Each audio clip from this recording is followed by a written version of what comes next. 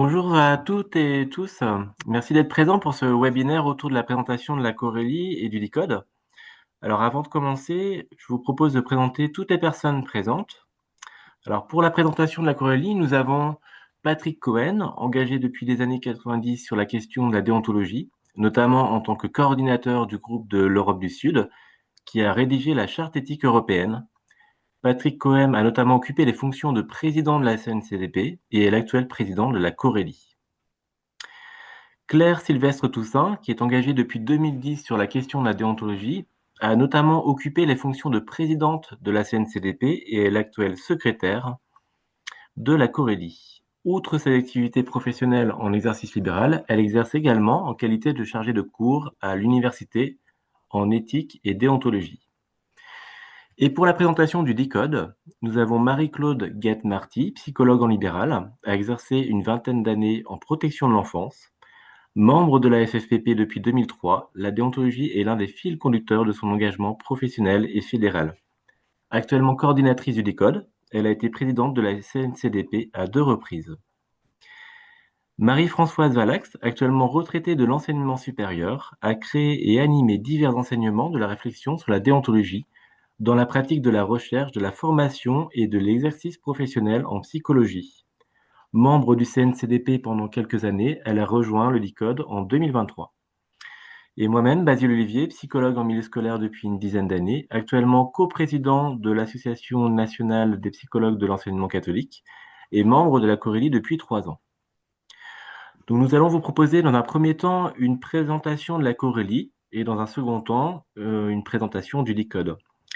Pendant le temps de présentation, vous allez pouvoir poser par écrit vos questions sur le chat qui pourront faire l'objet de discussions suite aux différentes présentations. Je vais maintenant passer la parole à Claire et Patrick pour la présentation de la Corélie. Alors, nous allons vous présenter la Corélie, la commission de régulation des litiges déontologiques sous forme de questions-réponses. Donc, je vais m'adresser à Patrick qui répondra à mes questions. Alors, Patrick, s'agissant de l'historique de la création de la commission, est-ce que tu pourrais nous donner un petit peu le contexte de la création, la date? Cette commission répondait à quels besoins de la profession et à quels manquements constatés? Oui, merci de donner la parole. Bonsoir à tous. La Corélie, en fait, c'est un vieux projet. Ça remonte quasiment il y a 20 ans, en 2006. Et ça s'est inscrit dans un débat national qui avait eu lieu sur faut-il ou pas un ordre pour réglementer la déontologie. Ça faisait déjà 10 ans, donc en 96, le code a été publié. Il y avait le projet de réglementer. Ça n'était pas encore en place. Et puis est surgit cette question de l'ordre.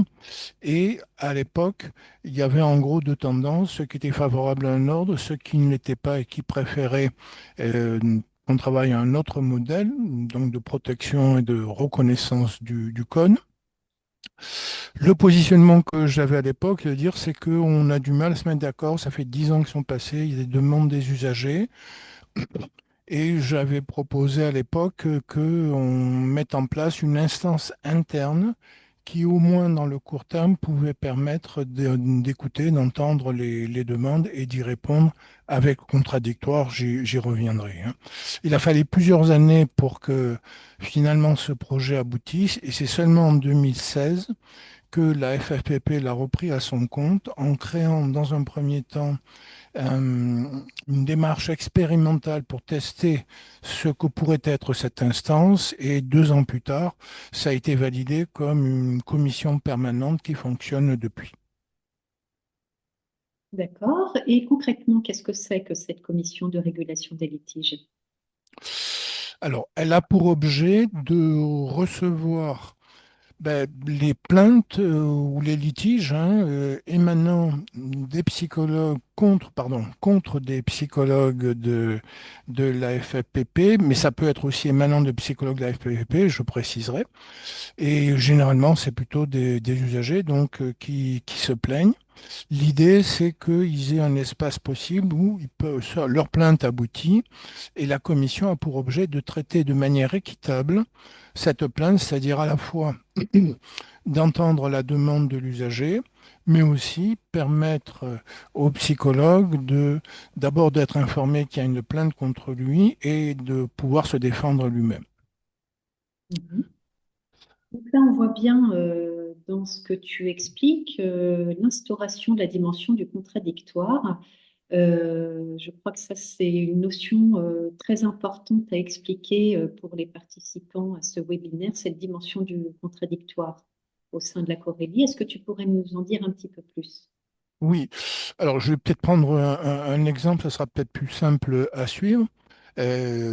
Par exemple, nous avons eu un monsieur donc qui nous a contacté, c'est un père donc divorcé et disant se plaignant d'une psychologue donc de la FFPP qui ne l'aurait pas contacté et ne l'aurait pas informé de la prise en charge de sa fille et uniquement sur la demande de la mère. Et lui nous disant, bon, ben, c'est pas normal, je suis le père, j'aurais dû être informé. Voilà. Le contradictoire, c'est quoi? C'est qu'on prend comme hypothèse que les... Et c'est d'ailleurs un article du code, c'est le premier principe du code de déontologie, c'est le respect des droits fondamentaux de la personne. Un des droits fondamentaux de la personne, c'est à la fois d'être informé, mais pouvoir se défendre quand on est accusé. Donc, ce que nous faisons, donc ça c'est la spécificité de la Corélie, c'est la seule instance en France qui le fait pour l'instant. Quand il y a une plainte, c'est que, alors, premier niveau, c'est que j'examine la recevabilité, c'est le président qui fait ça, la recevabilité de la plainte, et si la plainte est recevable, à ce moment-là, on demande, on signale au demandeur que on va informer la personne incriminée qu'il y a une plainte contre lui pour qu'il puisse donner sa version des faits. Et donc le contradictoire, c'est ça, c'est organiser la possibilité pour chacune des parties d'apporter ses arguments, d'expliciter sa position. Et si on peut, on essaie de concilier les parties. Et la demande très forte des usagers, en tout cas, c'est de savoir est-ce que oui ou non le psychologue a respecté le code. L'idée Oui, pour nous, je complète donc, l'idée pour nous étant de pouvoir dire si le collègue, ben, finalement, il est respectueux du code, c'est de dire à l'usager, au demandeur, ben, le psychologue, à l'examen des pièces, des documents et des arguments qui sont avancés, a été respectueux du code, donc, il n'y a aucune raison de le mettre en cause. Enfin, en tout cas, elles ne sont pas justifiées. Et inversement, si nous constatons que le code n'a pas été tout à fait respecté, même si c'est mineur, ça permet de renvoyer à l'usager, de dire qu'effectivement, par rapport au code, au respect du code, et c'est uniquement là-dessus que l'on se base, il y aurait quelque chose à améliorer ou à transformer ou à accompagner dans la gestion de la conduite du psychologue. très bien, oui. Donc là, on voit bien que la dimension du contradictoire apparaît comme un point fondamental pour traiter d'un litige.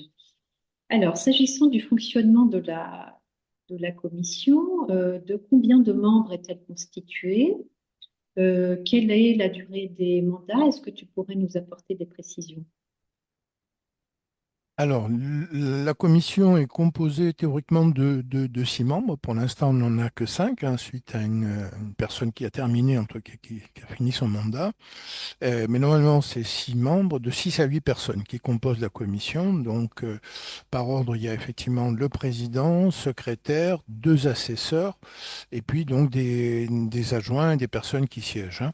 Alors, il y a 2 temps dans la commission, 2 temps de travail, 2 sous-commissions, entre guillemets. Le premier temps, c'est ce que je énonçais. Donc, on reçoit cette demande, on en vérifie la recevabilité, on demande aux parties s'ils sont d'accord de traiter, hein, qu'on traite et qu'on informe les 2 parties de ce qui se joue. Et si on a de l'accord, à ce moment-là, donc, la commission se réunit et va vérifier, par rapport à la plainte, hein, par rapport au litige, quels sont les articles du code qui sont en cause et qui sont en relation avec la plainte qui est énoncée. À partir de cette vérification, donc, on a Plus rarement, on peut retourner vers les demandeurs pour avoir des compléments d'information ou de pièces. Mais à partir de là, la commission peut, et donc sur le travail qui est fait notamment sur la fonction de secrétaire, qui est de mettre en forme un premier élément d'avis, qui est de dire, bon, par rapport à la question qui est posée, voilà ce que dit le code. Et dans un deuxième temps, nous nous réunissons en plénière, ce que nous appelons la réunion plénière, c'est-à-dire qu'il y a deux autres personnes qui nous rejoignent.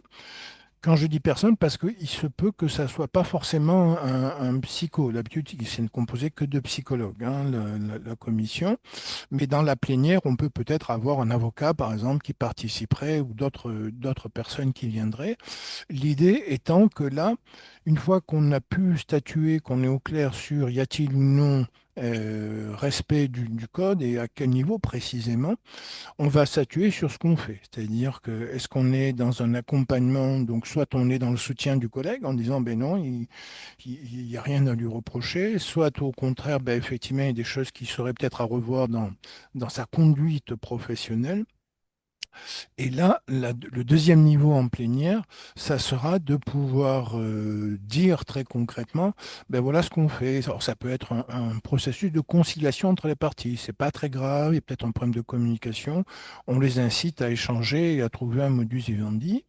Ça peut être tout simplement, si c'est le psychologue qui a eu peut-être un comportement pas tout à fait adapté ou des petits oublis, ainsi de suite, le psychologue tout simplement les reconnaître, hein, et puis dire, ben voilà, je serai plus attentif à ça la prochaine fois. Ça peut, dans des situations un peu plus graves, on peut aller ou un peu plus importantes, on peut faire des préconisations du style, il faudrait peut-être que vous ayez une supervision. Nous, on vous conseille de vous former, par exemple, quelque chose qui est revenu assez fréquemment de façon générale, c'est l'insuffisance de formation des psychologues sur les écrits professionnels, puisque des fois, ce qui est à l'origine de l'objet de la plainte, c'est la formulation, l'attestation qu'a produit un psychologue et qui est critiquable, entre guillemets. Hein. Et donc, sur le fond, le psycho a peut-être fait son boulot, hein, correctement, sauf que la façon dont il le restitue n'est pas adaptée et ça peut poser problème à juste titre. Le plaignant un peu le demander réparation, hein. Donc, et ça peut aller donc après jusqu'à entre guillemets des sanctions symboliques, par exemple pour la fédération, quelqu'un qui aurait une responsabilité, une mission particulière, on peut estimer que le temps de l'affaire, il soit suspendu dans ses missions, mais là, on est déjà dans des fautes qui sont relativement conséquentes, hein. Ce n'est pas juste parce qu'il a oublié de signer un papier ou parce qu'il n'a pas mis son numéro à délit, bien sûr. Oui, oui, oui. Donc là, tu nous expliques, oui, le déroulé du traitement de la plainte. Alors, comment nous parviennent les demandes? Par quel biais? Comment la Corélie accepte-t-elle une demande? Et en général, qui peut demander d'instruire un dossier au sein de la Corélie? Alors, je vais peut-être revenir sur. Il y a deux aspects, parce que la Coralie, donc, suite au bilan qui a été fait il y a quelque temps déjà, nous avons initialement, ce n'était ouvert que aux demandes provenant des usagers, hein, au sens large, ou des professionnels qui incriminaient un psychologue de la FFPP. On a constaté par le retour justement du terrain, alors les retours du terrain, ça a passé jusqu'à présent, donc c'est des demandes qui arrivaient au siège, et au siège, notre responsable de siège reçoit ces demandes et les renvoie, hein, quand ça relève de la Corélie, c'est-à-dire concernant des psychologues de la FFPP, les renvoie à la Corélie, hein. En fait, à moi en tant que président, donc à nouveau, j'examine la recevabilité, et donc la nouveauté, ça a été que d'ouvrir la possibilité d'interpeller la Corélie pour les psychologues qui estiment ne pas pouvoir respecter le code de déontologie de par les contraintes posées par l'employeur, hein. De manière très concrète, je vais prendre un exemple là aussi pour illustrer. Une psychologue nous écrit, voilà, je suis parti en vacances, de retour de vacances, mon bureau, je n'ai plus de bureau. Mon bureau est occupé par des ordinateurs, du matériel de psychomote, ainsi de suite, des armoires de rangement. Et la direction me dit, ah ben maintenant, on a mis un bureau, vous allez être dans le bureau de l'infirmière, hein, et vous partagerez ce bureau. Et la psychologue se plaignant en disant, mais je ne peux plus mener des entretiens confidentiels dans 2 bureaux, voilà. Et donc, là, pour nous, c'est entre guillemets une plainte qui est recevable, c'est-à-dire que c'est l'occasion de pouvoir dire, donc, de renvoyer. Alors, on explique toujours la procédure, hein, c'est toujours la même, hein, où les parties doivent être au courant de ce qui se met en place, hein, c'est transparent.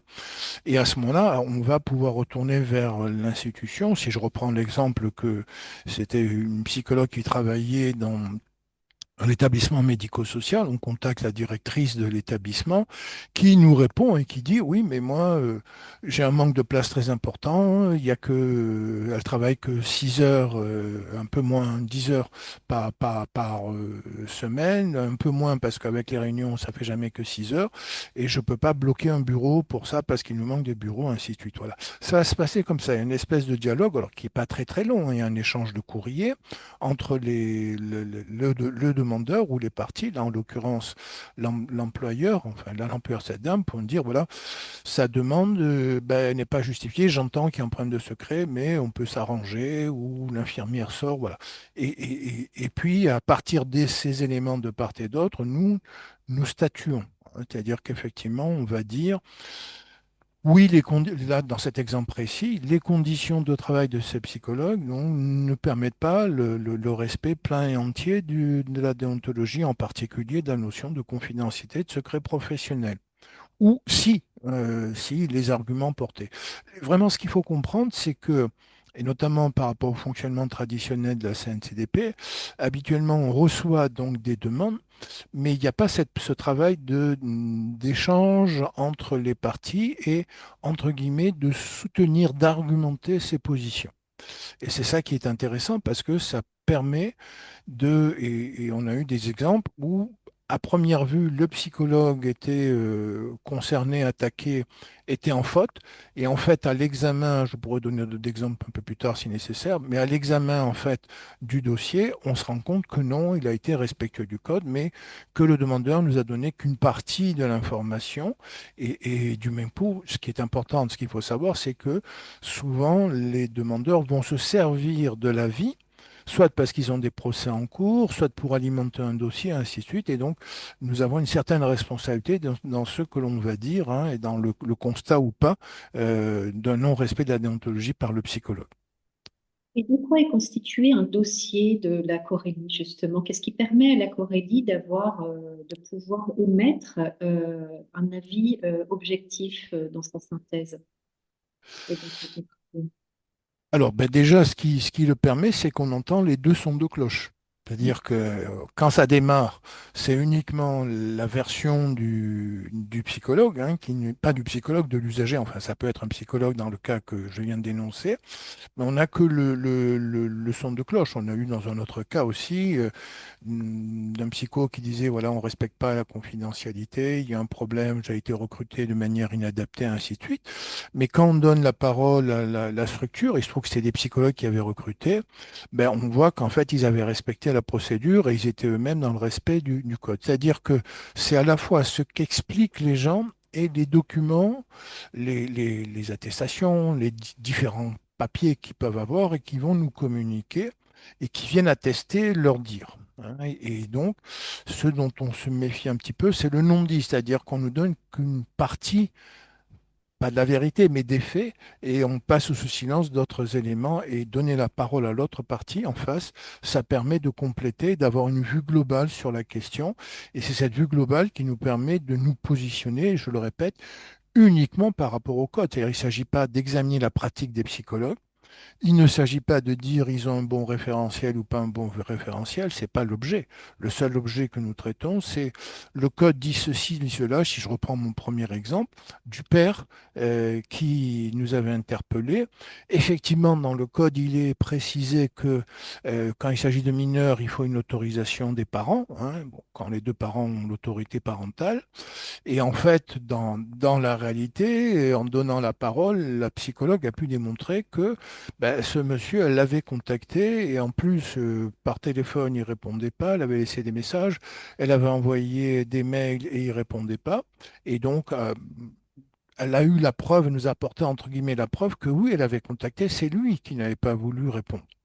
et que donc il ne pouvait pas après coup dire oui, j'ai pas été associé à la prise en charge de ma fille parce qu'en fait c'était un conflit, c'est un peu compliqué entre sa femme et lui. Bon, je ne vais pas rentrer dans le détail de ce dossier, mais c'est ça qui est en jeu à chaque fois.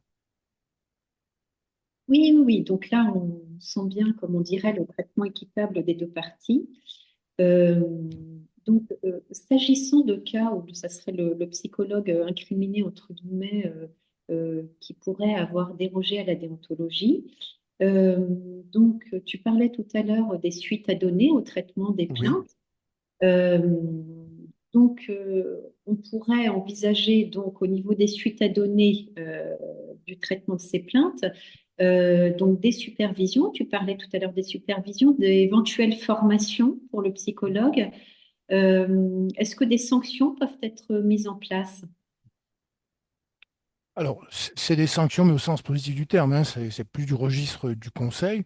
On n'a pas de pouvoir juridique en termes de sanctions, hein, donc, et nous ne sommes pas un ordre, hein, on n'est pas dans cette démarche-là. Donc, les seules sanctions qu'on peut avoir, c'est ce qui relève en fait de nos statuts, c'est-à-dire que les psychologues qui adhèrent à la FFPP s'engagent à respecter le code. Et il y a même un article de nos statuts qui prévoit que les mesures, les clauses de radiation, la clause habituelle qui on n'a pas payé sa cotisation, on peut être radié. Et il y a une clause qu'effectivement, si on a commis une faute grave en matière de déontologie, ça peut être un motif d'exclusion. Et à ce moment-là, je dirais que c'est le maximum de ce que la fédération puisse faire en disant, bon, monsieur, vu ce que vous avez produit et avec les preuves que nous avons réunies, on considère que vous ne pouvez plus faire partie de la fédération. C'est le maximum de la sanction, sachant quand même que sur un certain nombre de dossiers, ça relève soit du code civil, soit du code pénal. C'est-à-dire qu'on renvoie aussi aux gens qu'il faut passer par le traitement des instances administratives et juridiques ordinaires. Hein, que on est plus dans une fonction de conciliation, de médiation, d'accompagnement des personnes, dans le souci à la fois de reconnaître, parce que c'est très, comment dire, très violent pour la personne d'être entre guillemets maltraité, que ce soit le psychologue ou l'usager, et n'avoir aucun élément de repère. Et donc avoir une instance externe, officielle, qui puisse dire, ben voilà un peu ce qu'on peut dire par rapport à votre affaire, c'est quelque chose qui peut rassurer, conforter, ou au contraire permettre de prise de distance et se rendre compte que finalement on a monté quelque chose qui ne tient pas la route. Juste une chose que j'ai pas dit dans la présentation de la Corélie, ça fait partie des fondamentaux. Il a été prévu que cette Corélie existe tant qu'il n'y aura pas une instance officielle nationale qui soit créée. C'est par défaut. C'est comme il n'y avait pas d'instance de traitement des litiges que nous avons mis en place en interne cet élément, et avec ce côté aussi un peu expérimental qui est de dire ben, comment ça se passe au contradictoire, qu'est-ce qu'il faut faire, quelles sont les procédures, mais quel courrier il faudra envoyer, comment on informe les personnes. Tout ça, nous avons pu le rôder et on est maintenant au point. Alors, ça ne veut pas dire qu'il faut reproduire la Corélie à l'identique, mais ça peut nourrir la réflexion qui est en cours sur une instance qui permette de traiter la reconnaissance de la déontologie, la réglementation et notre orientation au niveau de la fédération. C'est bien aussi de mettre en place le contradictoire, c'est-à-dire cet aspect volontairement qui respecte les personnes dans leur droit à être informées et à pouvoir se défendre. Oui, oui, oui. Donc là, tu m'enlèves ma prochaine question qui était donc liée à un bilan que l'on pourrait faire justement après ces quelques années d'expérience de la Corélie. Est-ce que ce dispositif, d'après toi, pourrait être élargi sur une plus large échelle et est-ce qu'il pourrait être utilisé et sortir de son expérimentation? Alors, pour la fédération, il est sorti de son expérimentation. Par contre, pour le développement à une plus grande échelle, il y a ça soulève des questions. C'est-à-dire que là, alors c'est une des difficultés, une des limites actuelles, c'est qu'on n'a pas beaucoup de cas. Alors, ce qui est à la fois logique parce que les psychologues, heureusement, travaillent plutôt bien et il n'y a pas tant de difficultés que ça. Il n'y a pas de raison de beaucoup se plaindre d'eux.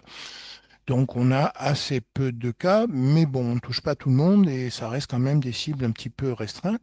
Donc un des atouts, si effectivement on ouvrait, on touchait l'ensemble et de la population et des psychologues, on serait sur un volume beaucoup plus important. Du coup, il faudrait des Corélies et pas une Corélie, c'est-à-dire que c'est une instance qu'on peut traiter 20-30 dossiers par an, mais pas plus. S'il y a, je pense, à l'assistance publique de Marseille, il y a à peu près 3000 plaintes par an, hein. Donc, alors, pour les psychos, on n'arrivera pas à ce seuil, mais même s'il n'y en a que 150 ou 200, une seule instance ne peut pas, enfin, une seule commission, donc il faudrait démultiplier. Ça, c'est la première limite. La deuxième limite, c'est qu'il faut qu'elle soit validée par toutes les organisations. Et donc, d'où la nécessité que les organisations se mettent d'accord sur le type d'instance. Et alors, je suis un peu de parti pris, mais je pense qu'elle pourrait s'inspirer, en tout cas si on veut mettre en place au contradictoire, du travail que nous avons effectué. Il y a des bilans qui ont été produits, on a pu en dégager des points forts, des points faibles, des recommandations sur ce qu'il faut faire ou ne pas faire. Et j'en ai donné une tout à l'heure, hein, on recevait que les plaintes des usagers et on s'est rendu compte qu'il y avait une partie des psychologues quand même qui étaient eux-mêmes en difficulté et qui n'arrivaient pas à faire reconnaître leur déontologie. Donc ça, c'est un des acquis du bilan de l'expérimentation et de pouvoir l'ouvrir donc à d'autres cibles en termes de population. Donc c'est la principale difficulté. Et puis la deuxième, c'est l'objet même de ce webinaire ce soir, c'est que la Corélie n'est pas vraiment connue, hein. C'est presque des initiés, hein. C'est pas une secte, mais presque. Et du même coup, ben, les gens, les psychos, les UAG ne nous interpellent pas tant que ça. Et alors que là, pour le coup, on est très en deçà de ce qu'on pourrait faire en termes de réponse. Oui, alors pour terminer, au niveau des enjeux nationaux, en quoi la Corélie serait liée à la réglementation de la déontologie? Alors, elle peut aider dans la mesure. D'abord, il y a le principe de base, c'est est-ce qu'on est. Pas toutes les organisations en France sont d'accord avec l'idée du contradictoire, il faut le savoir. C'est-à-dire qu'il y a des organisations qui disent non, on n'a pas à se mêler de ça. Nous, quand on nous pose une question, on doit juste dire voilà ce que le code dit sur cette question. Et puis ça s'arrête là. Donc, évidemment, ces organisations qui sont dans cette orientation ne sont pas favorables à traiter des litiges ou à traiter des plaintes, hein, ce qui n'est pas la position à nouveau de la FFPP. Donc ça, c'est la première limite, enfin un premier enjeu. Il faut réunir les organisations susceptibles ou d'accord avec cette idée du contradictoire. Il y en a quand même quelques-unes en France. Et après, donc, elle pourrait travailler à la création d'une instance qui traiterait, c'est-à-dire il pourra toujours rester un comité, c'est le comité des avis, hein, qui traite les demandes et qui produit des avis, mais sans mettre en place du contradictoire, hein, on informe, hein, les personnes, hein, leur indique ce que dit le code. Et il faudrait une autre commission, donc ça ne serait pas à la place, ça serait à côté ou complémentaire, une autre commission qui, elle, traiterait les plaintes. C'est d'autant plus nécessaire qu'il y a une montée significative des plaintes ces dernières années. Il y en a de plus en plus contre les psychos et il n'y a pas d'espace pour le traiter. Donc là, l'objectif, ça serait de pouvoir traiter ces plaintes et de mettre en place un dispositif. L'idée, c'est que il soit reconnu officiellement, hein, pour avoir effectivement plus de poids. Là, c'est interne à la fédération. La Corélie, c'est une structure, une commission interne. On suit ou on ne suit pas. Une instance qui serait reconnue aurait un poids officiel beaucoup plus important et aurait valeur. Ça a déjà une valeur, hein, puisque il y a pas mal d'avocats qui consultent et du coup se servent des avis dans leur plaidoirie, et ainsi de suite. Il y a une espèce de jurisprudence. C'est pas la même chose s'il y a une reconnaissance officielle qui s'installe et qui s'inspire. Alors je dis bien s'inspire parce que l'objectif, c'est pas, on cherche pas à imposer un modèle, hein, mais on y a suffisamment travaillé pour apporter des éléments de réflexion argumentés et étayés. Oui, oui, oui. Donc là, il s'agirait de mieux communiquer sur l'existence, en tout cas, de ce dispositif existant. C'est ça. Merci beaucoup, Patrick, pour l'exhaustivité de tes réponses. Donc là, on va laisser la place aux questions des participants et on va essayer d'y répondre au mieux. Basile, est-ce qu'il y a des questions? Le micro, Basile, on n'entend pas. Pardon. C'est bon, vous m'entendez? C'est bon. Oui. Oui, Oui. merci Claire et Patrick. Alors pour l'instant, nous avons une question autour de la plainte, à savoir, est-ce que la plainte a valeur législative et si oui, quel est le lieu et le déroulement de la procédure d'enregistrement de la plainte? Alors, à nouveau, nous ne sommes pas une instance réglementée par l'État, c'est une instance interne à la fédération. Elle n'a pas de valeur législative, parce que législative, ça veut dire qu'il y a une loi et que ça a été voté, que ça a été traité au niveau du Parlement, mais elle peut avoir une valeur juridique, ce qui n'est pas pareil, si cette plainte donc est après est utilisée dans les tribunaux, c'est-à-dire que si à l'issue du traitement, on se sert des documents qui ont été produits, notamment de l'avis que produit la Corelli, ça peut servir dans le cadre d'un procès où l'avocat de la partie, de l'une ou l'autre partie d'ailleurs, peut s'en servir en disant, il a été consulté la Corelli et voilà ce qui est dit. Donc ça a un peu une valeur entre guillemets d'instance officielle externe, sans pour autant être dans comment dire, dans une procédure réglementée, justement. Hein. C'est pas réglementé, mais ça peut avoir voie juridique. D'accord. Nous avons merci Patrick, nous avons une deuxième question. Est-ce que la Corélie rédige des avis écrits consultables? Alors non, la Coréline rédige des avis, tout à fait, hein, donc c'est le cas actuellement, mais ils ne sont pas consultables pour deux raisons. La première, la plus importante, c'est que par définition, nous ne sommes pas dans l'anonymat. C'est-à-dire que quand une personne se plaint de psycho, elle ne peut pas dire je me plains d'un psycho en général. Donc si on veut traiter la question, par définition, il faut qu'elle nous donne le nom du psycho et éventuellement le nom du gamin qui est suivi, ainsi de suite. Donc là, c'est le premier élément, et inversement. Donc, on a aussi le nom de la personne qui se plaint. Mettre sur la place publique, c'est problématique en termes de respect. Il faut savoir que le comité des avis, enfin l'ex-CNCDP, publie par contre ses avis parce qu'ils sont anonymés et et au demeurant, à nouveau, comme il n'y a pas le contradictoire, il n'y a qu'une partie, c'est-à-dire le demandeur, hein, qui expose, hein, qui dit, et on lui demande son accord si au bout d'un an, on attend un an, il est d'accord pour qu'on puisse mettre de façon anonyme sur Internet, sur la banque de données, les avis qui ont été publiés. Hmm. Merci Patrick. Une autre question, est-il possible d'organiser un retour des situations et de leur traitement de manière anonyme? Alors, ça va toucher tout à l'heure ce qu'on va voir avec le DICODE, c'est-à-dire que sur le DICODE, mais Marie-Claude, Marie-Françoise vont le développer, on essaie d'avoir, de mettre en place des fiches pratiques, ainsi de suite. Donc, c'est-à-dire que ce n'est pas sur une question précise, mais un ensemble de questions convergentes. On va essayer de produire quelque chose de l'ordre de la matière en termes de réflexion, hein, qui peut être énoncée. Euh, Ce qui est important, je dirais, c'est le lien direct. C'est-à-dire que nous, ce qui nous intéresse, c'est l'interpellation directe de l'employeur, par exemple, puisque si je prends le deuxième cas de figure, c'est-à-dire celui où les psychologues ne peuvent pas respecter leur déontologie de par les conditions de travail. Donc, si c'est pas des conditions, parce que des fois, c'est des questions qui sont pas recevables. Hein. J'ai pas touché la prime de fin d'année. Qu'est-ce que je dois faire? C'est pas éthique. Bon, on leur dit non, c'est pas de notre registre. Hein.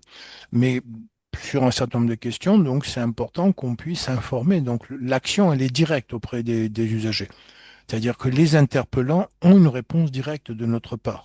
C'est pas général, hein, c'est vraiment très précis, très ciblé. Et donc, pour certains psychos, effectivement, dans le passé, enfin, les quelques dossiers que nous avons eus, on a vu que ça pouvait tout à fait aider le psycho de pouvoir s'appuyer sur un avis de la commission vis-à-vis de l'employeur. C'est-à-dire, ce n'est plus moi qui le dis, mais c'est telle commission avec, entre guillemets, des experts qui vous dit que pour pouvoir respecter la déontologie, en tout cas tel article du code, il faut que telle ou telle condition de travail soit respectée. Je reprends mon exemple de bureau transformé en débarras pour la psychologue. Merci. Nous avons une réflexion et une question là sur le psychologue est souvent mis à mal dans les institutions quant à son autonomie professionnelle. Cela peut déboucher sur un conflit du travail avec sanction. Le psychologue peut-il saisir la Corélie et peut-elle intervenir en matière de conflit du travail? Alors oui, mais à nouveau, c'est uniquement si ça relève d'une question déontologique. C'est-à-dire que parce qu'il y a pas mal de questions, mais qui relèvent du droit du travail, de tout à fait autre chose, et là, il faut orienter le demandeur vers d'autres espaces de réponse, hein, qui sont habilités à répondre, enfin, qui sont plus compétents.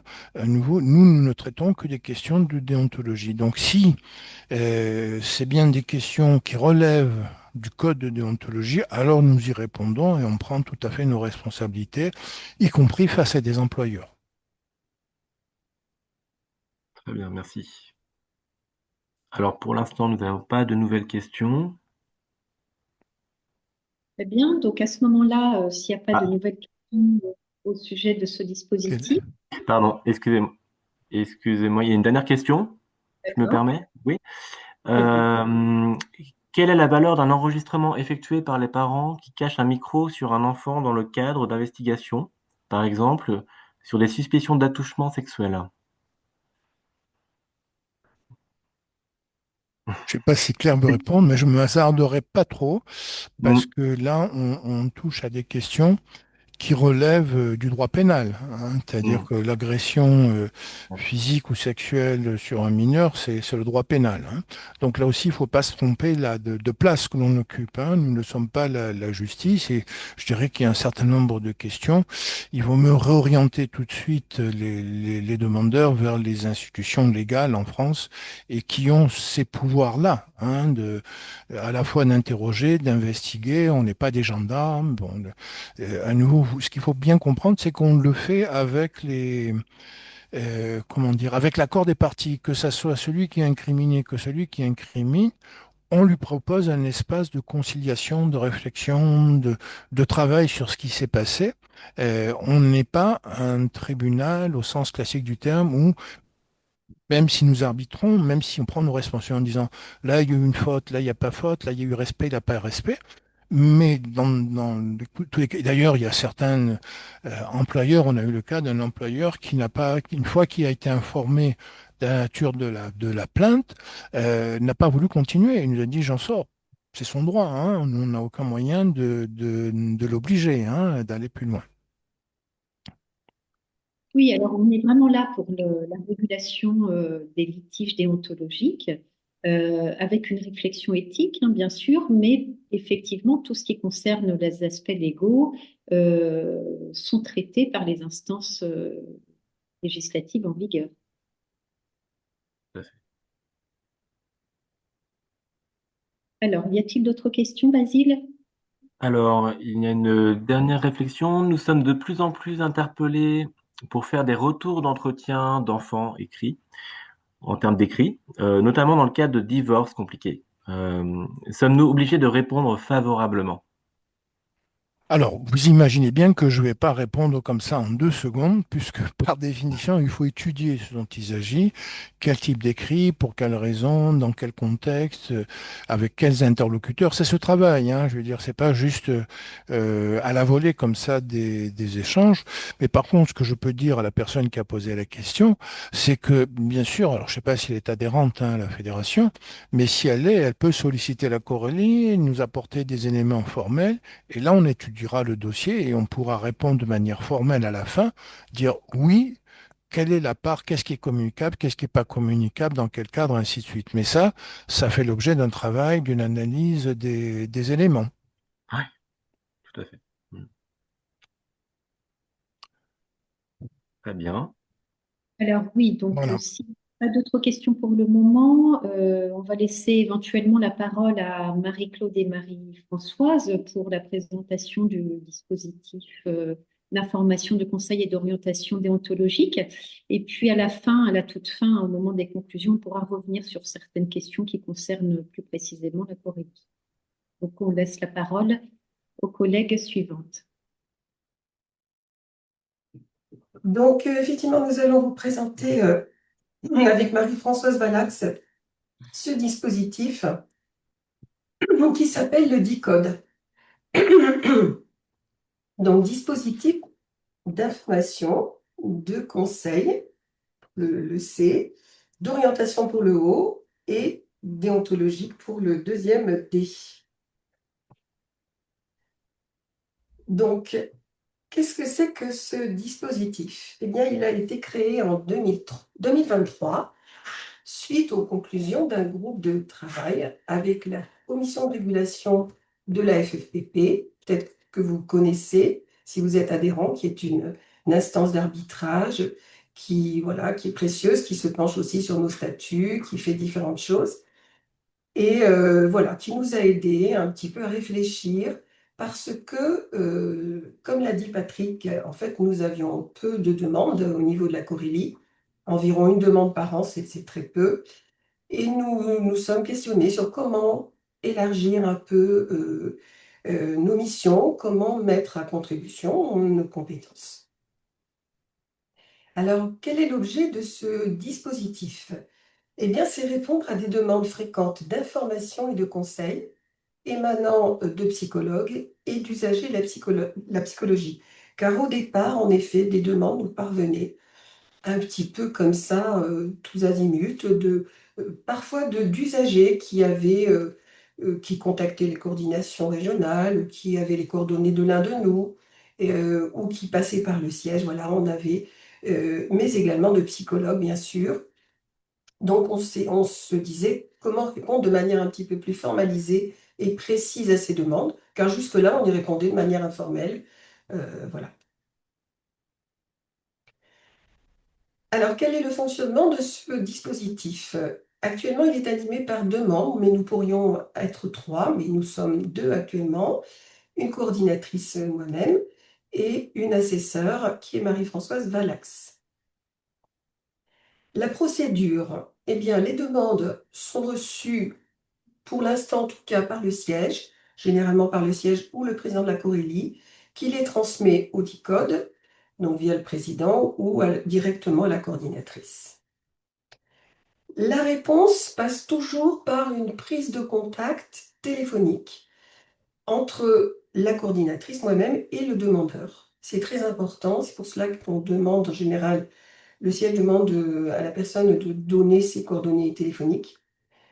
Pourquoi? Eh bien, pour faire préciser et compléter la demande, parce que des fois c'est un mail extrêmement synthétique, et aussi pour la qualité d'un échange verbal qui est irremplaçable, hein, qui permet voilà, d'échanger entre confrères, consoeurs, et c'est très important. Alors, à l'issue de notre réflexion avec la commission de régulation, on a décidé, pour le moment en tout cas, de réserver ce dispositif uniquement aux psychologues adhérents à la fédération. Mais peut-être que ça pourrait évoluer. En tout cas, pour l'instant, c'est un service qui est rendu aux adhérents. Il remplit 2 missions. Donc déjà, les missions qu'on a évoquées dans l'acronyme d'ICON, information, conseil et orientation, et ensuite la rédaction de fiches thématiques qui ont été évoquées par Patrick, qui est aussi voilà, une mission très, très importante et intéressante, voilà, qui procède aussi d'idées anciennes, hein, puisque à l'époque voilà, de la CNCDP par exemple, où plusieurs d'entre nous ont fait un passage, on avait évoqué l'élaboration de fiches Vademecum, et voilà, c'est un petit peu la concrétisation de cette idée-là. Alors, je vais vous parler, moi, de la première mission, et ensuite, Marie-Françoise vous détaillera un petit peu ce qui concerne les fiches techniques, les fiches thématiques. Donc, qu'est-ce que c'est que l'information? C'est un petit peu le premier stade, entre guillemets. C'est un échange interactif par téléphone, en réponse à une ou plusieurs questions, toujours en lien avec la déontologie. Donc, c'est vraiment le fil conducteur, fait qu'il faut quand même qu'il y ait un lien avec la déontologie. Et donc, je vais répondre, en général, alors dans un premier temps, je peux parfois amener des éléments de réponse immédiatement lors de ce premier échange téléphonique, mais toujours, voilà, je prends contact dans un second temps avec ma collègue et nous formalisons une réponse plus approfondie. Donc, je vais proposer des éléments ciblés, spécifiques, associés au code de déontologie, Sachant que, voilà, dans un échange comme ça, on n'a pas immédiatement toutes les réponses. Parfois, on les a, mais bon, comme je le disais, on travaille, c'est très important, on travaille vraiment en binôme et on essaie de creuser un petit peu la question, même s'il s'agit d'une demande d'information. Le conseil, donc le conseil, c'est déjà quelque chose de beaucoup plus approfondi. Il y a également ce premier contact téléphonique pour préciser la demande. Ensuite, toutes les deux, nous étudions la question en nous appuyant sur une recherche documentaire, donc souvent alors webographique, parce que maintenant on fonctionne de cette manière-là, mais aussi bibliographique. C'est-à-dire, voilà, on a des livres, voilà, on se réfère à des livres aussi. La réponse, c'est très important, est rapide et par téléphone. Et également, nous élaborons avec Marie-Françoise un document de synthèse de nos recherches en répondant aux différentes questions. Et nous proposons, je propose à la personne de lui envoyer, si elle le souhaite en général, elle est tout à fait OK pour recevoir cette fiche qui synthétise un peu notre réflexion. Voilà. Et à la fin de cette fiche, il y a bien sûr des références bibliographiques, poémographiques. L'orientation, ben, en réalité, c'est extrêmement rare. C'est si nous ne sommes pas en mesure de répondre à une question. Vraiment, ce serait quelque chose qui n'aurait pas de lien avec la déontologie. Et on peut orienter, dans ce cas, vers une autre instance, un syndicat, une association, une autre organisation, un expert.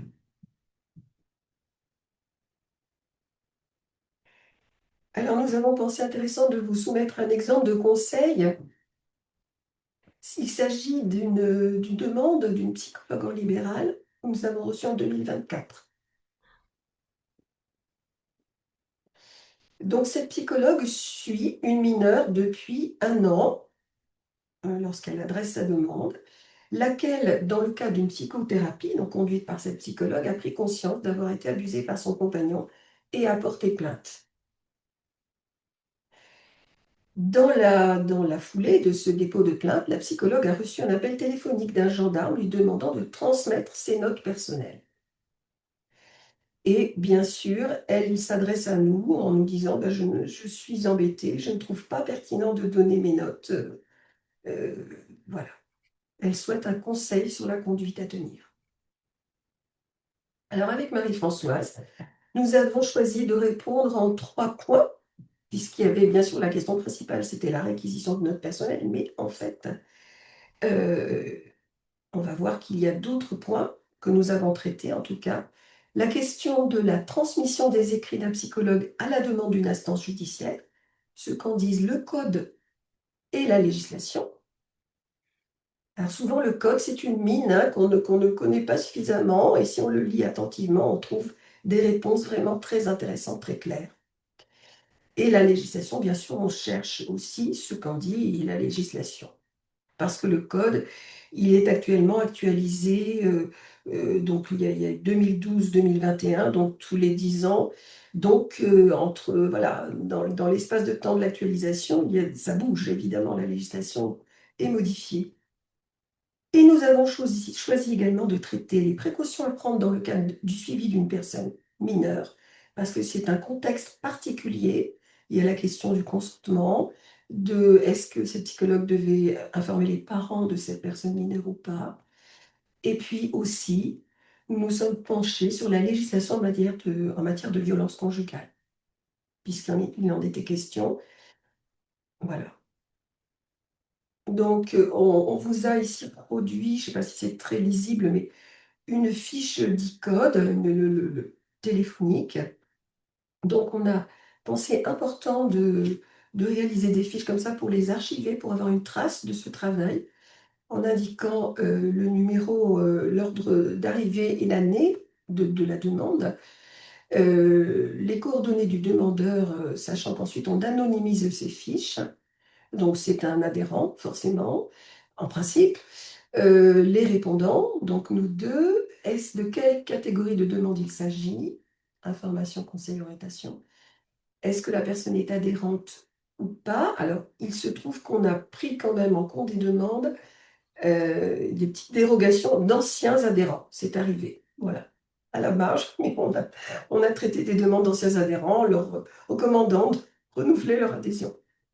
On note aussi la tranche d'âge de la personne, parce qu'on pense que ça peut être intéressant.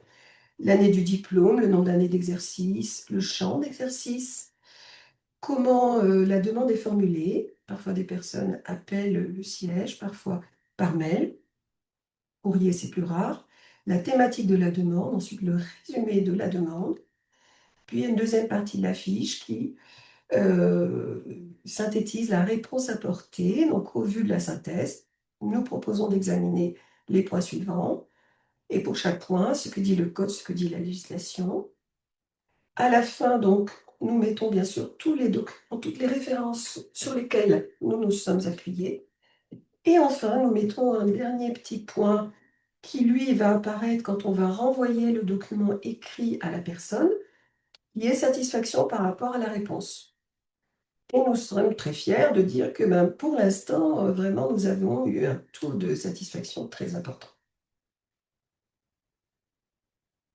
Et je vais maintenant passer la parole à Marie-Françoise qui va vous parler de la seconde mission.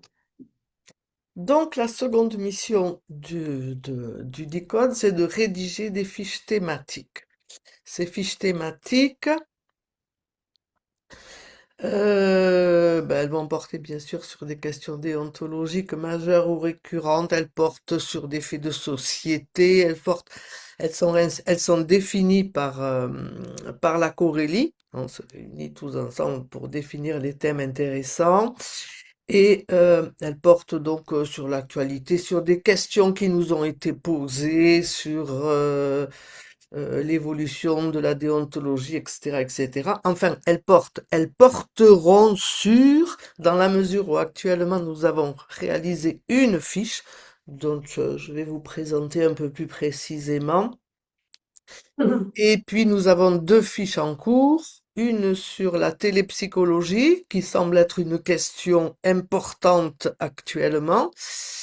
Et si on regarde un peu le web, on se rend compte quand même qu'il y a une recrudescence de ce genre de pratique. Et aussi les assistants IA qui sont de plus en plus présents et dont on ne connaît pas trop l'avenir d'ailleurs. Donc ces fiches en général, enfin la fiche que l'on a fait, la trame que l'on a décidé de prendre, c'est d'abord de préciser les concepts et définir ces concepts, de définir des principes et les articles du code de déontologie qui sont concernés, ensuite des exemples illustratifs et des recommandations, et aussi une bibliographie ou webographie. Euh, dans la biblio, j'en reparlerai pour l'exemple. Donc, exemple de fiche thématique, celle qui est, alors que vous avez reçue, qui n'est pas publiée, si mes souvenirs sont exacts, mais qui ont été envoyés, qui a été envoyée. Oui, aux Oui, adhérents, bien sûr, oui. aux adhérents. Donc, cette fiche, cette fiche est en deux parties. Il y a une partie, celle-là, la fiche sur les écrits contient une partie généraliste où on parle des écrits au sens général avec définition, objectif, l'éthique, la déontologie, la forme, les usages des écrits et ensuite le code de déontologie. Et ensuite, pour aller plus loin, on a mis une bibliographie qui fait quand même pratiquement 2 pages, parce que les choses évoluent, et qu'il faut que vous soyez bien au courant des sources que l'on a utilisées. Alors, des sources et comme en 2 pages on ne peut pas faire grand-chose, c'est aussi aller voir les informations disponibles. On essaie de faire en sorte que les références soient en français, euh, que ce soit accessible, si possible gratuitement, et quand c'est des ouvrages, c'est au moins accessible dans des bonnes librairies. Voilà. Si on prend les écrits, donc on a fait le tour des écrits, on a dit mais des écrits, il y en a en fait plein d'écrits. On a vu tout à l'heure quelqu'un qui a parlé des notes, mais alors les notes que l'on prend, est-ce que elles peuvent être saisies? Ben peut-être oui qu'elles peuvent être saisies. Donc tous les écrits sont importants et on a essayé de lister tous les écrits et de voir leur implication. Alors, dans les écrits que l'on a listés, comme vous pouvez le voir, il y a des écrits pour conserver des informations, comme les notes et les notes. Alors, on a distingué les notes et les notes personnelles, euh, qui peuvent être saisies, hein. Les comptes rendus de toutes sortes, des écrits qui sont liés à des questions, à des compréhensions, des écrits de synthèse, les rapports que vous pouvez avoir. Alors, les psychologues hum, comment dire, ils peuvent travailler pour des individus, ils peuvent travailler pour des institutions. Et donc, tout psychologue peut avoir des rapports à écrire, hein, et faire des synthèses. C'est peut-être plus euh, dans le cas de la psychologie dite clinique, mais les autres ont souvent des rapports. Donc, des écrits pour convaincre, tout ce qui concerne les projets. Et Dieu sait si on a des projets à faire. Des écrits aussi pour officialiser, c'est-à-dire les attestations. Dieu sait si on a beaucoup de questions sur cette question des attestations. Qu'est-ce qu'il faut écrire, qu'est-ce qu'il faut pas écrire. On n'a Alors attention, vous trouverez pas exactement la réponse sur la page que nous avons, enfin les quelques lignes que nous avons rédigées, mais c'est juste pour dire, quand on fait une attestation, quand on fait un écrit, attention à ce que l'on fait, attention au contenu et attention à la forme. Tout ça sont associés à des questions déontologiques ou éthiques. Et des choses que l'on oublie aussi beaucoup, c'est les écrits pour communiquer ou informer, des lettres professionnelles.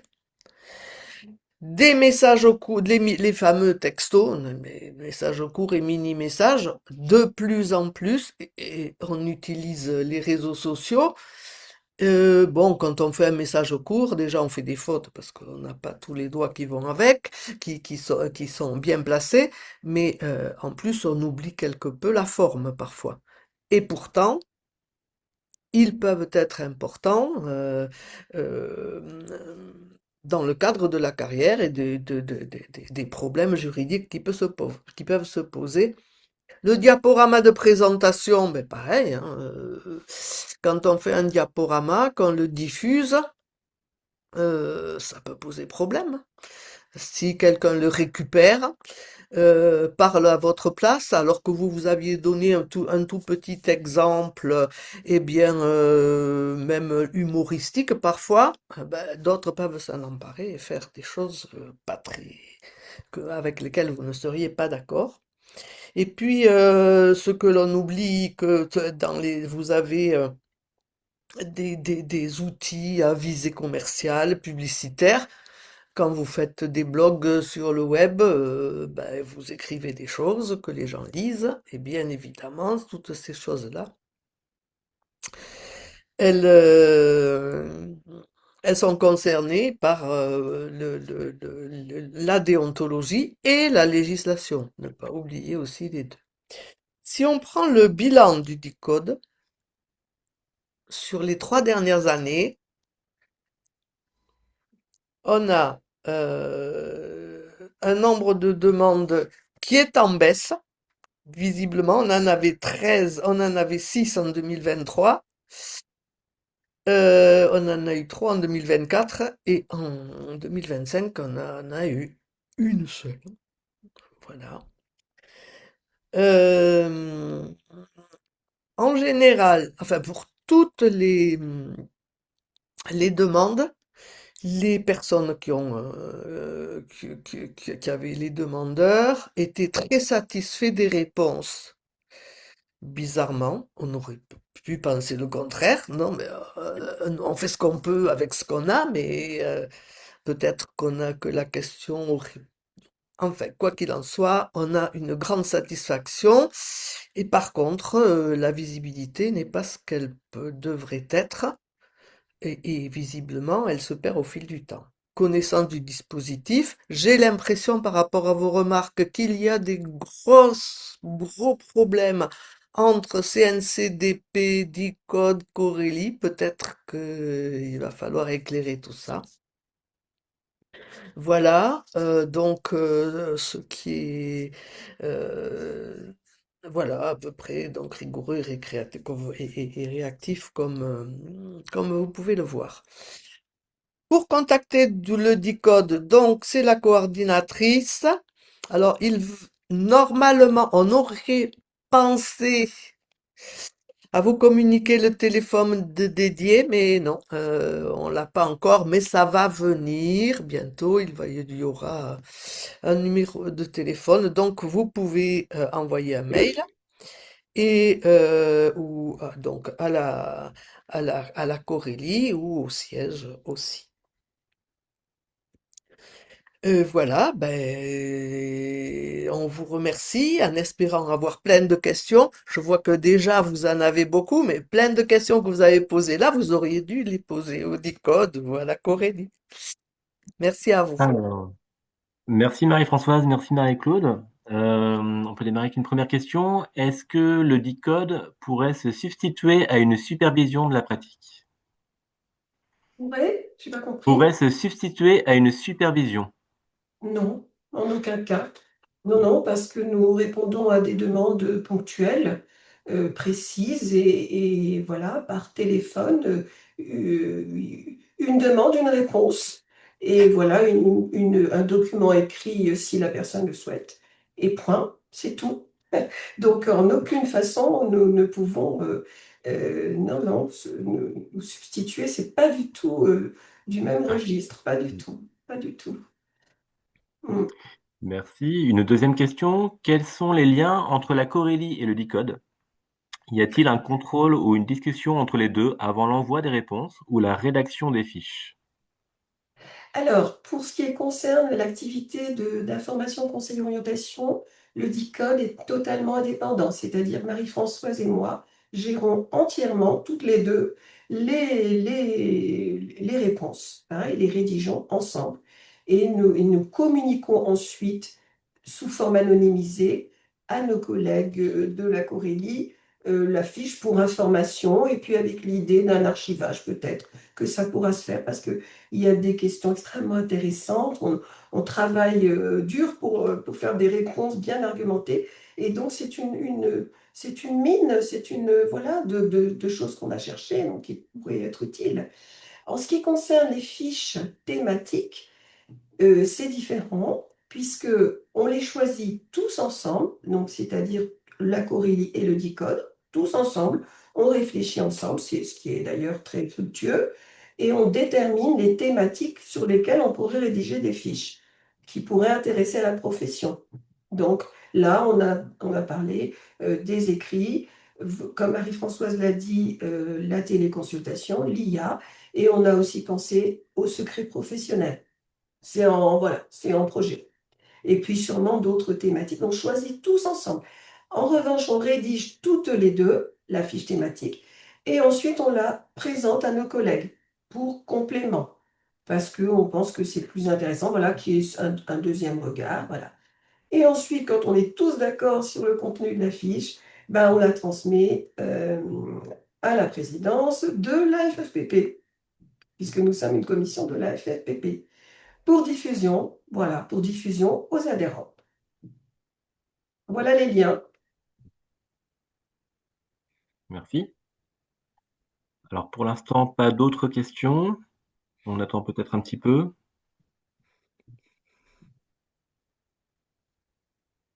Donc, on est évidemment en attente hein, de demandes parce qu'on est vraiment à disposition. Et comme le disait Marie-Françoise, on essaie d'être très réactives, toutes les deux, hein. C'est-à-dire que la réponse, en général, le coup de fil arrive dans la semaine qui suit la demande et la réponse dans les 15 jours minimum. Donc, c'est très rapide. On peut vous répondre, on se mobilise pour répondre rapidement. Il me semble qu'il y a eu une question à un moment donné sur qui peut demander. Pour nous, c'est des adhérents qui demandent.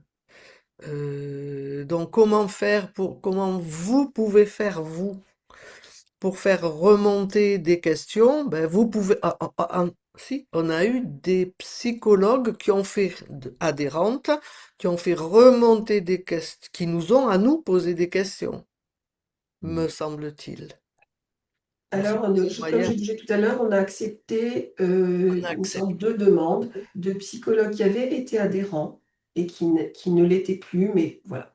Hmm. Dont une qui était à la retraite depuis un moment, donc je pense elle ne réadhérera plus, et une autre personne qui, elle, avait l'intention de réadhérer. Donc, c'est vrai que c'est un peu la condition parce que voilà, c'est un travail bénévole, certes, mais c'est un travail qui demande du temps.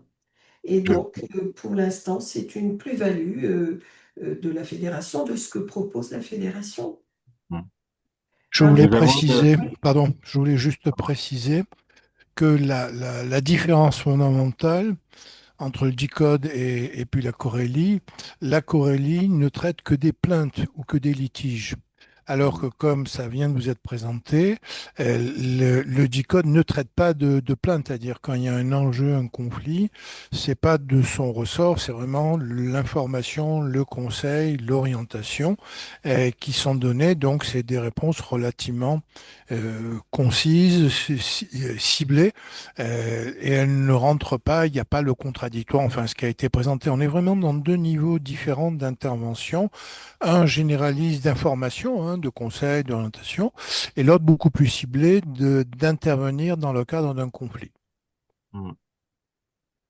Merci. Je réagis par rapport à, voilà, il y a une réflexion et puis une question. Il est de plus en plus fréquent que des personnes fassent des vocaux que les smartphones peuvent transcrire automatiquement en écrit.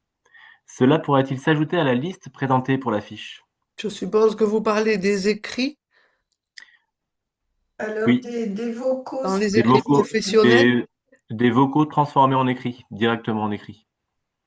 alors, je ne sais Et pas si ça pourrait faire l'objet d'une fiche thématique, mais peut-être, je ne sais pas, peut-être qu'on en parlera dans la fiche sur l'IA, je ne sais pas. Ben, Je ne sais enfin, pas au si final, c'est quand même un écrit, hein. oui, Ce qui est c'est traité, un c'est pas écrit, l'oral, c'est pas les bandes orales c'est qui un sont envoyées, écrit, des c'est bien messages, l'écrit, le c'est- résultat final, c'est un écrit qui est c'est des, un produit. des- écrit. les Oui. mini-messages peuvent être vocaux ou écrits, enfin, hein, Mm, aussi. mm. C'est Oui. pas, la question, les questions qui se posent sont exactement les mêmes d'un point Mm. de vue déontologique. Voudrais préciser aussi que notre idée, c'est de mettre à jour ces fiches, parce que là, vous venez de soulever un problème, une question qui, du coup, peut-être n'apparaît pas dans notre fiche sur les écrits. Donc, les fiches, elles seront actualisées, on s'est dit, tous les 5 ans, à minima, parce qu'effectivement, ça évolue très vite.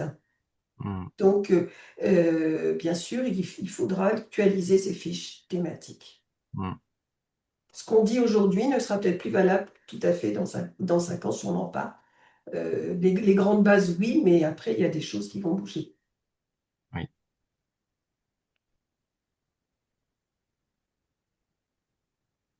Ou est-ce qu'on peut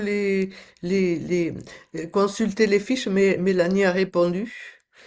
Mais on peut répondre à Tous l'oral les aussi. adhérents sont destinataires normalement. Alors, bon, c'est un Oui. petit Il faut peu. regarder vos Au mails, début, c'est ça n'a ça? pas très bien fonctionné. On a eu voilà, un petit peu de mal parce que, en même temps, on est en train d'actualiser notre site, le site de la fédération, et puis de le mettre à jour.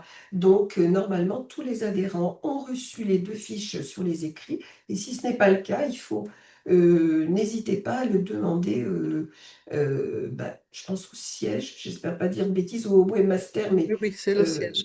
voilà, au siège.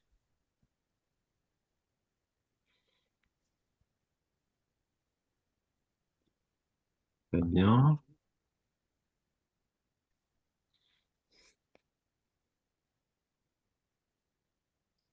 Je lis le chat Oui, là, je lis dès donc le. effectivement, est-ce Oui. qu'il est accessible?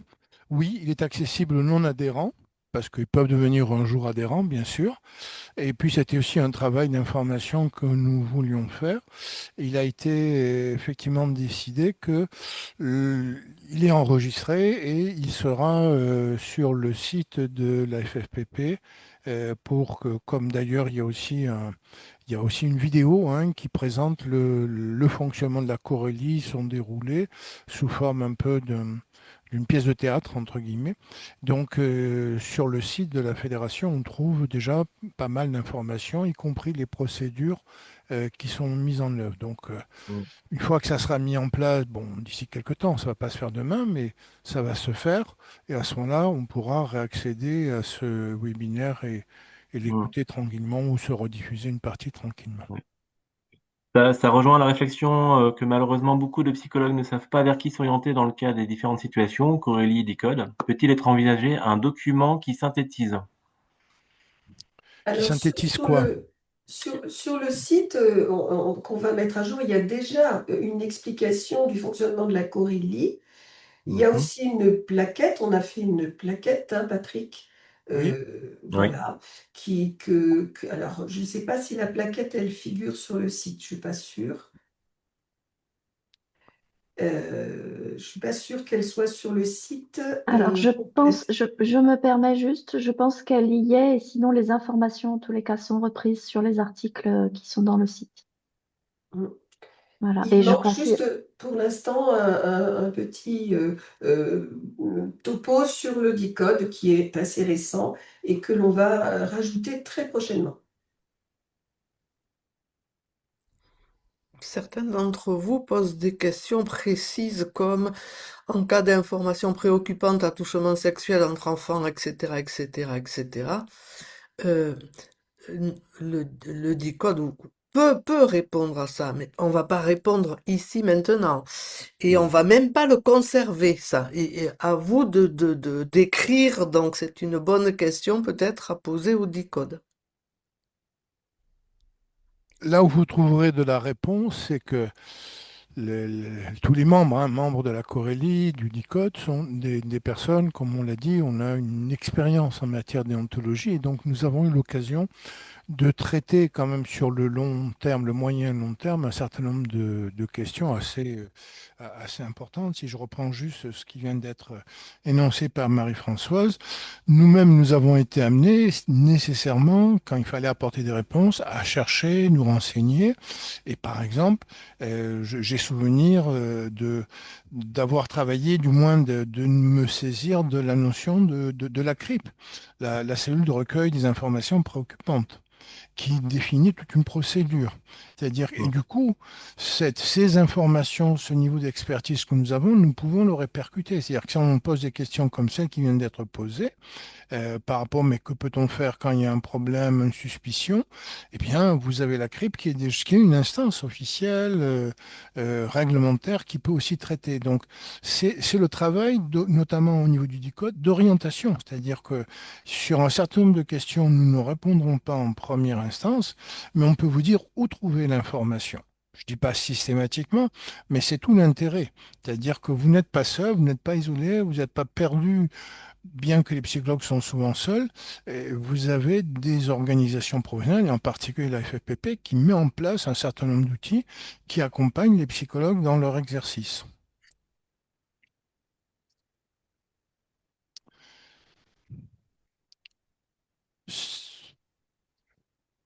Y a-t-il encore des questions? Ben, on va peut-être aller vers la conclusion. Tout à fait, oui, il nous reste à peine 10 minutes, je dirais même 5 minutes pour conclure. Alors, Patrick, Oui, peux-tu donner quelques éléments de conclusion au sujet de ce que nous avons abordé ce soir? Alors, pour vous révéler tout, notre idée, bien sûr, à la base, c'était le constat, en tout cas, donc c'est le nombre assez restreint finalement de sollicitations, un niveau qui est à la fois cohérent par rapport à des pratiques qui ne sont pas incohérentes des psychologues, hein, heureusement. Mais néanmoins, on est quand même sur des nombres faibles. Notre analyse était bon, une insuffisance de communication. Nous avons voulu, avec ce webinaire, y pallier et permettre donc aux psychos de justement de nous interpeller. On est là pour ça et donc on y répond volontiers, hein. Deuxième élément, je dirais en tout cas, et même pour ceux qui ne sont pas adhérents, ça devrait vous aider à réfléchir sur la question de quelle réglementation pour la déontologie? Quelles sont les instances? Comment doit-on évoluer? Quelle est la place du contradictoire? Ça fait partie du processus et bon, on a un petit peu contribué à votre réflexion là-dessus, mais vous pouvez la poursuivre en lisant les revues professionnelles, en allant sur notre site où vous avez souvent donc des infos qui circulent indépendamment des communiqués, hein. Dernière remarque. Ce que le travail que nous avons fait, que nous faisons, hein, que nous continuons de faire, attire l'attention sur l'extrême vigilance que doivent avoir les professionnels dans un environnement qui est de plus en plus lié avec des contentieux, avec des démarches de type réparation, ainsi de suite. Et donc, on n'est plus dans une époque où on pouvait se permettre d'écrire n'importe quoi sur un cahier concernant un usager parce que, justement, il y a les droits d'usager, les communications, les écrits, ainsi de suite. Et donc, en tout cas, pour toutes les générations montantes, on est dans un environnement, une évolution environnementale où ces questions vont devenir prégnantes. Et il vaut mieux que vous soyez formé, que vous soyez accompagné, que vous ayez la possibilité de vous appuyer sur des structures comme la nôtre, hein, comme les nôtres, et qui sont prévues pour. Enfin, dernier mot, si vous êtes adhérent bien sûr, mais si vous avez envie de rejoindre la Corélie, il y a 2 places encore à pourvoir, donc c'est bienvenu. Si on a des candidatures, alors il y a une procédure, bien sûr, il faut envoyer un CV, c'est examiné par le conseil d'administration fédéral, hein, mais en tout cas, sachez que ceux qui veulent travailler cette question, il y a encore de la place pour. Merci pour votre écoute. Merci d'avoir pris le temps de ce soir, hein, d'essayer de vous acculturer un peu plus sur ces questions. Et puis on vous dit peut-être à bientôt. N'hésitez pas à nous envoyer des courriers, des demandes et on y donnera une suite sans aucun doute. Bon, bah, merci pour votre participation. On peut conclure donc ce webinaire dès à présent et donc ce webinaire que vous pourrez sans doute consulter ultérieurement.